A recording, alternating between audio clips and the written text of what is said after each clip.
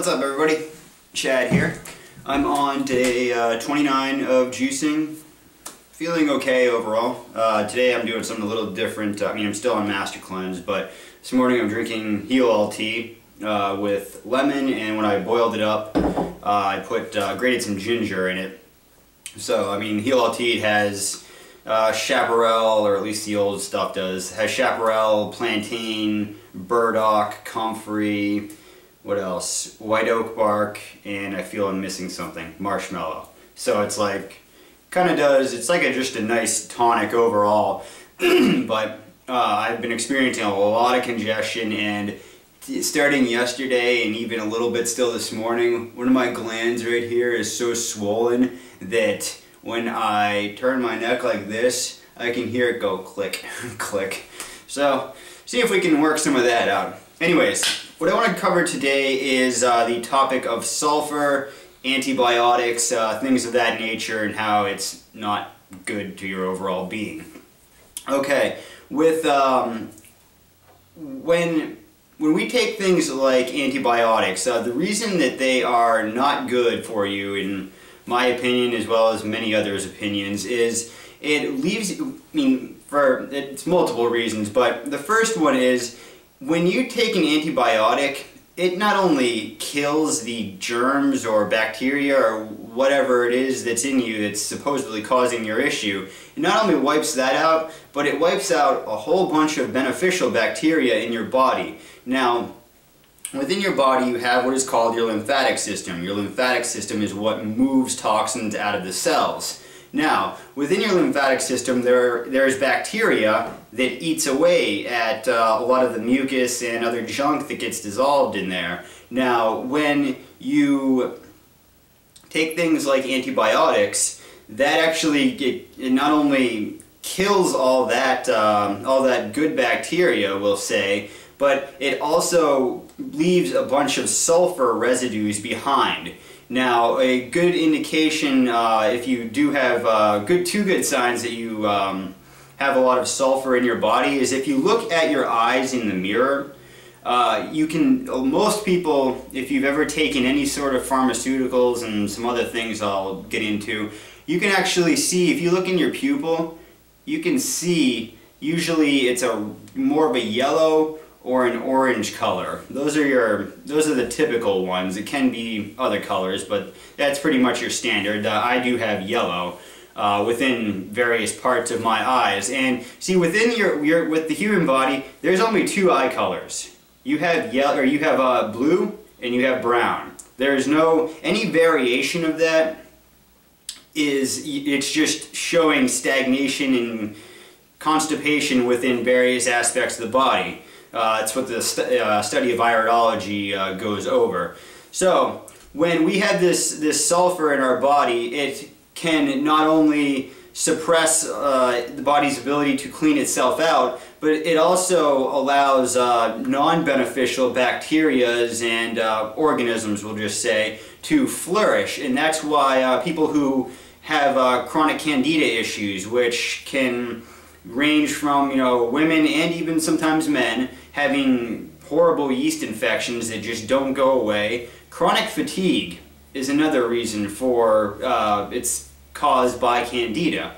Now, see, when you do have problems arising within your body, such as getting colds and things of that nature, honestly, the best thing that anybody can do for themselves when they are sick, this season or any season, is to refrain from eating food. Drink some juice if you really need some energy, but essentially water fast for a day or two, if you can. Because that gives your body the chance to clean itself out. This is, once again, not a situation where all roads lead to Rome and you can do one thing or the other thing, you're going to get there. If you start taking antibiotics and things that suppress, you're just creating more and more constipation, or we'll just say blockages within your body, and it's going to lead to further issues down the road. Now, with I'll show you a picture. I'll show you a picture, and this is something that I experienced, not on this juice feast, but on the last. It is kind of graphic. it is probably going to make some people squeamish, so if it does make you squeamish, just don't watch this part. I had been on grape juice. I had been drinking juice made from black grapes. I was on day 5. My intestinal tract had cleaned itself out really good. So I'm just using this to cite that I was not on Master Cleanse. I was not on I wasn't consuming anything that would have brought this color out of my body. My stomach started to rumble really bad. I had horrible pains, and then I had a gigantic bowel movement, and this is what sulfur looks like, or can look like, when it comes out of your body. So see if you can see that. So that's just a blob of it. I just picked it up with a skewer just to kind of cite. And when that came out of me, it really, I mean, I've eaten a lot of hot food in my life, so I know what it's like to have, you know, scorpion peppers and things like that kind of go through your body really quick, but that hurt. And the smell, it just smelled like rotten eggs. And so those are good indications of sulfur. What it looks like, it does exist. It's not just something. I will also cite, I had used a little bit of bowel cleaner like day 1 and 2, but bowel cleaner, because a lot of times people have gel and stuff come out when they're using intestinal cleaners, and they think that, oh well, that's, you know, it's this and that coming out of my body. No, it's just a cleaner. But I had not touched any of that stuff for at least 48 hours, and I know I had nothing in my system because I move pretty quick. Now, another aspect, or another area that is often overlooked, because, see, antibiotics aren't the only cause of having too much, or having sulfur in the body, sulfur residues. Another thing can be if you take multivitamins, if you take supplements, copper sulfate, magnesium sulfate, things along those lines. You know, the supplement MSM for you know, joint mobility.